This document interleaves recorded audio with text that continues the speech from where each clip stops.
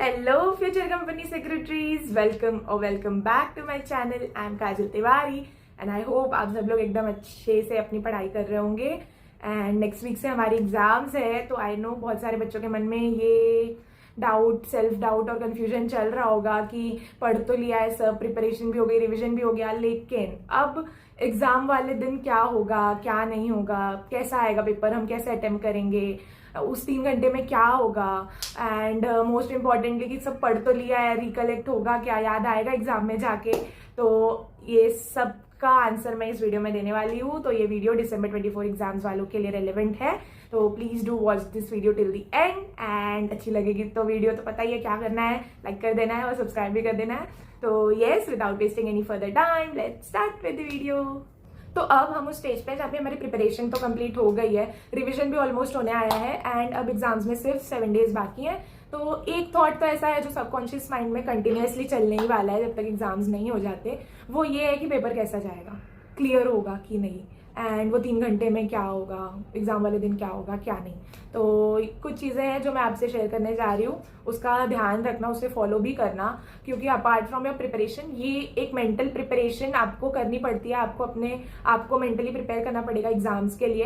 And ऐसा नहीं है कि लाइक जो दोनों ग्रुप दे रहे हैं या फिर जो सिंगल ग्रुप भी दे रहे हैं जिनका 4 पेपर्स है, 7 पेपर्स, 8 पेपर्स रिस्पेक्टिवली, तो वो उतने दिन तो ऐसा नहीं है कि सारे दिन एक जैसे ही जाएंगे। तो पहला तो मेंटल प्रिपरेशन में यही प्रिपेयर होना है आपको मेंटली कि कुछ दिन अच्छे भी जाएंगे, कुछ दिन बुरे भी जाएंगे, कुछ पेपर्स बहुत अच्छे जाएंगे, कुछ पेपर्स एवरेज जाएंगे, कुछ पेपर्स खराब भी जाएंगे। तो एक पेपर की वजह से दूसरा पेपर नहीं अफेक्ट होना चाहिए। एंड ये सिर्फ उस पेपर, मैं इस दोनों वे में बोल रही हूँ कि लाइक अगर आपका पेपर बहुत भी अच्छा गया है तो आपको एक लेबैक एटीट्यूड, एक कैजुअल अप्रोच नहीं रखना है, आपको अगले पेपर के लिए भी उतनी ही मेहनत करनी है। और अगर आपका पेपर बहुत ही खराब गया है तो भी आपको इफेक्ट नहीं होना है। सी, आप एग्जाम्स के बाद अफेक्ट हो लो, एग्जाम्स के बाद रो लो, उसके बाद क्लिप कर लो, चलेगा, बट वो 7-8 डेज में आपको कुछ नहीं सोचना है। आपको बस 3 घंटा जब आप पेपर लिख रहे हो ना, बस उतना देर ही आपके दिमाग में उस पेपर से रिलेटेड टेंशन, उस सब्जेक्ट से रिलेटेड होना चाहिए। पेपर देके आने के बाद आपका टेंशन, जो आपको जिस चीज का स्ट्रेस लेना है वो ये है कि आपका अगला पेपर आपको कैसे अच्छा करना है, ठीक है। तो बस, तो पहले तो एग्जाम से पहले ये चीज तो 7 डेज में मेंटली प्रिपेयर हो जाओ कि सारे पेपर तो अच्छे नहीं जाने वाले, कितना भी मेहनत किया हो। मेरी रैंक आई है, बट मेरे भी पूरे 9 पेपर्स अच्छे नहीं गए थे। ट्रस्ट में मेरे 3 पेपर बहुत खराब गए थे, which was tax, funding and RCD बहुत बुरी तरीके से खराब नहीं गया था, बट मेरी एक्सपेक्टेशन से थोड़ा मतलब खराब था। एंड टैक्स तो लाइक बहुत ही वर्स्ट गया था मेरा पेपर। तो बट उसका इफेक्ट मैंने दूसरे सब्जेक्ट पे नहीं होने दिया था, एंड वही आपको भी करना है। तो ये चीज़ का आपको ध्यान रखना है। अब moving on to the next, exam वाला दिन, ठीक है। उस दिन पहले तो जब आप सेंटर पे जा रहे हो तो अपने अंदर से नेगेटिविटी निकाल दो। नेगेटिविटी निकालने का मतलब एक तो है कि डर तो रहेगा, डर रहना इट्स फाइन, बट फालतू का सोचना, अननेसेसरी का स्ट्रेस लेना, वो नहीं करना है कि और बार बार अपने दिमाग में यही फीड करना कि पेपर खराब आएगा तो मुझे याद नहीं आया, तो पेपर गंदा हो गया, मैं फेल हो जाऊंगा। नहीं, थोड़ा सेल्फ बिलीव और कॉन्फिडेंस अपने ऊपर भी रखो कि मैंने पढ़ाई की है, मैंने मेहनत किया है। एंड येस, पेपर खराब भी आ सकता है, ऐसा नहीं है, ठीक है। अगर पेपर बहुत टफ आया, बहुत हार्ड आया, तो भी मैंने जो पढ़ा है मैं वो तो उतना पार्ट तो एकदम अपना बेस्ट देख के आने वाला हूँ, ठीक है। हर चीज़ अपने हाथ में नहीं होती, लेकिन जो हमने पढ़ा है वो हमारे हाथ में कि हम वो अच्छे से प्रेजेंट करके आए, तो हमें उस पर फोकस करना है। नेक्स्ट इज सेंटर पे पहुंच के अननेसेसरी के डिस्कशन मत करने लग जाना। लाइक लोग बोलते हैं ना कि पेपर होने के बाद पेपर डिस्कस मत करो, तो मैं सजेस्ट करूंगी पेपर होने से पहले भी पेपर डिस्कस मत करो कि क्या इंपॉर्टेंट है भाई, क्या है क्या नहीं है, तूने कितना पढ़ लिया, मेरा ये बाकी ये नहीं हुआ, ये सब मत करो। जितना पढ़ा है बस वही रिकलेक्ट करते रहो, बैक ऑफ द माइंड आपके वही चलना चाहिए कि ये आंसर में ऐसा है, इस सब्जेक्ट मतलब इस चैप्टर में ये सब चीजें हैं, वही सब आपके दिमाग में चलना चाहिए, बस और कुछ नहीं। नेक्स्ट थिंग इज, ये थोड़ा एक डिबेटेड टॉपिक है। लाइक मैंने बहुत क्या मेजोरिटी ऑफ द पीपल सब यही बोलते हैं कि सेंटर पे जाके बुक नहीं देखना चाहिए, बट वो आपका प्रेफरेंस है। लाइक लोग बोलते तो है, बट मैंने देखा है सेंटर पे सब देखते ही है बुक खोल के, बहुत कम लोग होते हैं जो बुक बंद करके रख देते हैं। एंड मैं खुद देखती थी, मेरे को ऐसे था कि जब तक बेल नहीं रिंग हो जाती, जब तक मैं अंदर नहीं चली जाती क्लास में, मैं बुक हर एक पेज देखती ही रहती थी। एंड वो आपकी चॉइस है, आप क्या प्रेफर करते हो, एंड इसमें कोई बुराई नहीं है कि आप लास्ट मोमेंट तक देख रहे हो चीजें।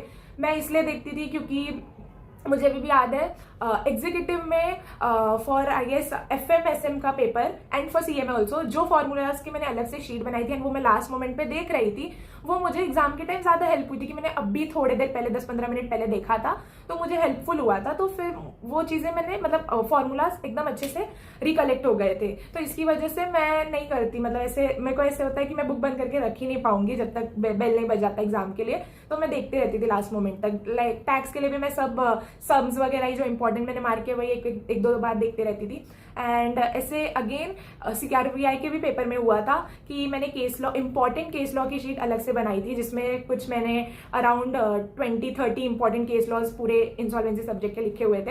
एंड सिर्फ केस लॉ का नाम था, एक लाइन में उसका क्या जजमेंट था वो मेंशन था। तो वो मैं रिवाइज ही कर रही थी एंड बेल बज गया एंड मैंने बुक बंद करके रखा।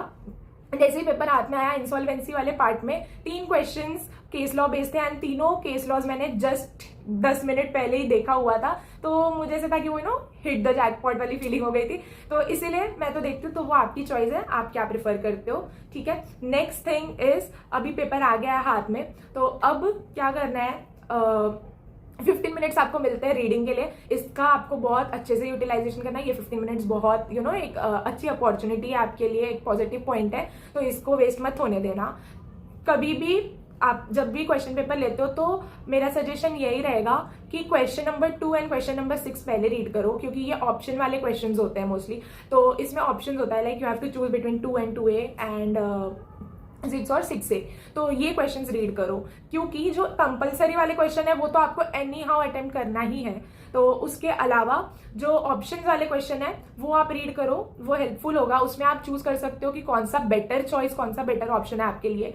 अगेन 2 and 2, फॉर एग्जाम्पल 2 और 2A है, तो उसमें ऐसे जरूरी नहीं है कि 2 के आपको सभी आते होंगे या फिर 2A के भी आपको सभी ही आते होंगे। कुछ 1-2 क्वेश्चन होंगे जो आपको नहीं आ रहे होंगे, बट आपको एक बेटर चॉइस करना है कि दोनों में से जो मुझे आता है, लाइक 2 में आपको सपोज कुछ आ रहा है एंड 2A में भी कुछ आ रहा है, अब उन दोनों में आपको परफेक्टली और बेटर कौन सा आता है, किसमें आप ज्यादा स्कोर कर सकते हो, तो उस वे में अपना एक ऑप्शन सेलेक्ट कर लो।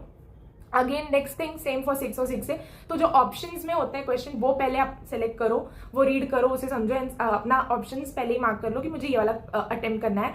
Then moving on to the compulsory वाले क्वेश्चंस, उसमें मोस्टली ऐसा होता है कि क्वेश्चन नंबर 1 ट्रिकी होता है, हार्ड नहीं बोलूंगी, ट्रिकी होता है। लाइक वो मैंने नोटिस किया है कि जो पेपर सेट करते हैं वो हमारा हमारे साथ खेल रहे होते हैं, हमें टेस्ट कर रहे होते हैं। तो क्वेश्चन नंबर 1 अगर थोड़ा ट्रिकी भी लग रहा है, कंफ्यूजिंग भी लग रहा है, कोई बात नहीं, मतलब पहले ही डिमोटिवेट मत हो, आगे के क्वेश्चंस पढ़ो एक काम माइंड से एंड अपने आंसर्स फ्रेम करना स्टार्ट कर दो कि इस क्वेश्चन में मुझे ये लिखना है। देन अभी आंसर शीट आ गई, अब लिखना स्टार्ट किया, जो क्वेश्चन एकदम अच्छे से आता है वहीं से स्टार्ट करना चाहिए, इसमें तो कोई दो राय है नहीं एंड इसमें कुछ अलग सा सजेशन भी नहीं है एंड ऑब्वियसली सब वही करते हैं। तो यस, अपने जो बेस्ट आंसर आपको एकदम अच्छे से आते हैं वहां से स्टार्ट करो एंड जो क्वेश्चन स्टार्ट किया उसके सारे सब क्वेश्चन कंप्लीट करो। देन दूसरे क्वेश्चन पे जाओ। क्वेश्चन नंबर 1 अगर हार्ड लग रहा है उसको एंड में एकदम अटेम्प्ट करो, ठीक है, कोई बात नहीं है, बट अटेम्प्ट तो करके आना है, छोड़ के कुछ नहीं आना। पेपर लिखते वक्त ही यही अप्रोच रखो कि मुझे पेपर पूरा कंप्लीट करना है। And next thing is time management. Time management में आपको कुछ चीज़ों का ध्यान एकदम अच्छे से रखना है, वो ये है, पहला तो 5 मार्क्स के लिए अगर क्वेश्चन है तो 8 मिनट से ज्यादा आप मत दो, मतलब इससे यही एक आइडियल टाइम है 5 मार्क्स के क्वेश्चन के लिए। 8 minute 7 to 8 minutes is the ideal time, तो उससे ज्यादा नहीं लगना चाहिए, उसका एक ट्रैक रखो टाइम का। नेक्स्ट थिंग इज जितने मार्क्स का लाइक क्वेश्चन है उतना ही आंसर की क्वांटिटी लेंथ भी रखो।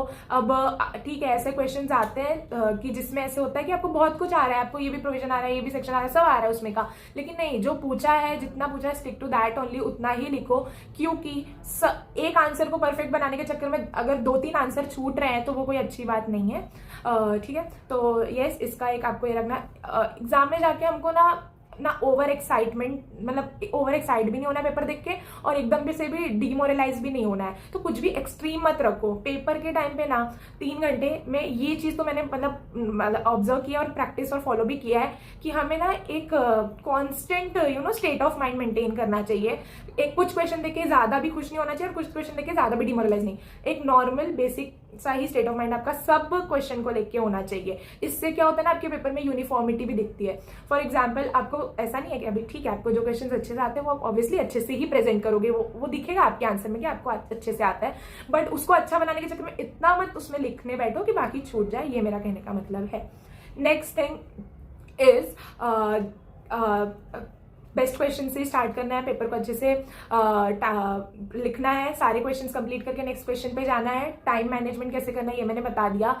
अगली चीज है प्रेजेंटेशन। तो यस, प्रेजेंटेशन का मतलब ये नहीं है कि बहुत अच्छी हैंडराइटिंग होनी चाहिए तो ही अच्छा प्रेजेंटेशन कर सकते हैं, नहीं, उसके अलावा भी कुछ चीजें जिसका आपको ध्यान देना चाहिए। पहला तो यही है कि क्वेश्चन जब आप पेपर प्रेजेंट करते हो ना तो एक यूनिफॉर्मिटी से करो। अगेन वही होता है उसका मतलब कि अगर आप स्टार्टिंग के आंसर्स लिख रहे हो 1.5-2 पेज के, तो ये मेंटेन करो, ट्राई करो कि पूरा पेपर में ना आपके 5 मार्क्स के आंसर जो है वो 1.5-2 पेजेस की ही है, उससे ज्यादा नहीं, उससे कम नहीं, तो उससे एक यूनिफॉर्मिटी मेंटेन होती है। एंड यस, ये कोई हार्ड एंड फास्ट रूल नहीं है। ऑब्वियसली अगर जहाँ पे आंसर 1 पेज का ही होगा तो आप 1 पेज का ही लिखोगे, अब उसको मतलब आप ऐसे एक्सटेंड नहीं कर सकते 1.5-2 पेज तक का। But what I am trying to say is mostly answers 1.5 से 2 पेज तक जाते हैं 5 मार्क्स के, तो उतना एक मैंने आपको लेंथ भी बता दिया क्या आइडियल लेंथ होनी चाहिए 5 मार्क्स के आंसर्स के लिए। And for 8 marks it should extend up to 2.5 max और 3 अगर जा रहा है तो, नहीं तो 2 से 2.5 इज ऑल्सो गुड। तो यस, ये एक चीज है। देन केस लॉज जब आप लिखते हो, केस स्टडीज लिखते हो, तो एक वहां पे आपको एक यूनिफॉर्मिटी मेंटेन करनी है। वहां पे एक प्रिस्क्राइब फॉर्मेट होता है। ट्राई करो कि सारे केस स्टडीज आप उसी फॉर्मेट में लिख रहे हो। लाइक एक अच्छे से आता तो एक फॉर्मेट में लिख दिया और दूसरा नहीं आता तो कैसे भी लिख दिया, नहीं, दूसरा नहीं भी आता तो भी उस फॉर्मेट में ही लिखो। अंदर ठीक है आप थोड़ा नहीं आ रहा तो अपने हिसाब से चीजें एडजस्ट कर लो, बट वो फॉर्मेट रहेगा ना तो उससे पेपर की एक यूनिफॉर्मिटी, प्रेजेंटेशन अच्छा लगता है, देखने में भी अच्छा लगता है। एंड जो चेक कर रहा है उससे भी ये समझ में आता है कि ठीक है आपको पूरा पेपर नहीं आता बट आपने एफर्ट्स डाले अपना पेपर अच्छा बनाने के लिए।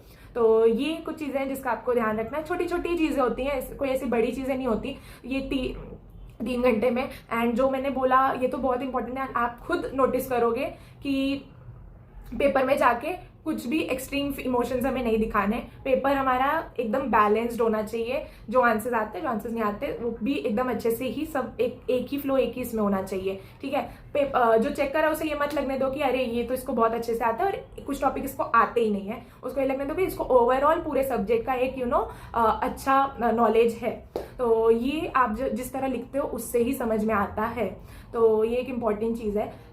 तो यस, बस इतनी ही चीज़ें होती है जिसका आपको ध्यान रखना होता है। एंड पेपर होने के बाद तो आपको पता ही है टाइम नहीं वेस्ट करना है, डिस्कशन आपको नहीं करना होता, एंड चुपचाप घर जाओ बस। फिर अपने नेक्स्ट पेपर की तैयारी करो। अगेन पेपर खराब गया है तो उसको लेके बहुत देर तक टाइम मत वेस्ट करो सोचते हुए। आई नो हम ह्यूमंस हैं, वो दिमाग में रहेगा ही थोड़ा देर के लिए, बट मैं ये बोलूँगी कि मतलब मेरा बहुत ही एक क्लोज फ्रेंड है जिन्होंने मुझे ये बोला था कि एग्जाम हो गया ना, पेपर आपने लिख दिया ना, आपने मेहनत की थी, आपने पेपर लिख दिया, बस उसको वहीं भूल जाओ, रिजल्ट्स खुद से मत बनाओ। आपके हिसाब से पेपर अच्छा गया है, जो पेपर चेक कर रहा है उस जरूरी नहीं कि उसके लिए भी आपने पेपर खराब ही लिखा हो, क्या पता उसके लिए वही बहुत अच्छा हो जो आपने लिखा है एंड आपको उसी में मार्क्स मिले। ऐसा होता है, जो पेपर खराब गया होता है उसमें अच्छे लकीली मतलब पता नहीं कैसे मिल जाते हैं अच्छे मार्क्स, एंड जो अच्छा गया होता है ना उसमें नहीं मिल पाते, पता नहीं क्यों।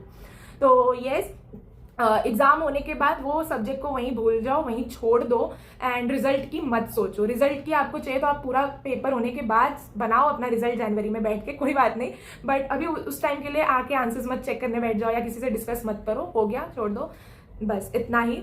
एंड यस, फिर नेक्स्ट पेपर के लिए अच्छे से प्रिपेयर करो। एंड अगेन वही सब चीज़ें आपको कंटिन्यूसली 8 डेज 9 डेज के लिए फॉलो करनी है, एंड आपका एग्जाम अच्छे से हो जाएगा। इस तरह आप मेंटली भी प्रिपेयर रहोगे। एंड ठीक है, तो बस इतना ही आज की वीडियो के लिए। अपना ध्यान रखो, अच्छे से मेहनत करो, all the best for your preparation, take care, bye bye.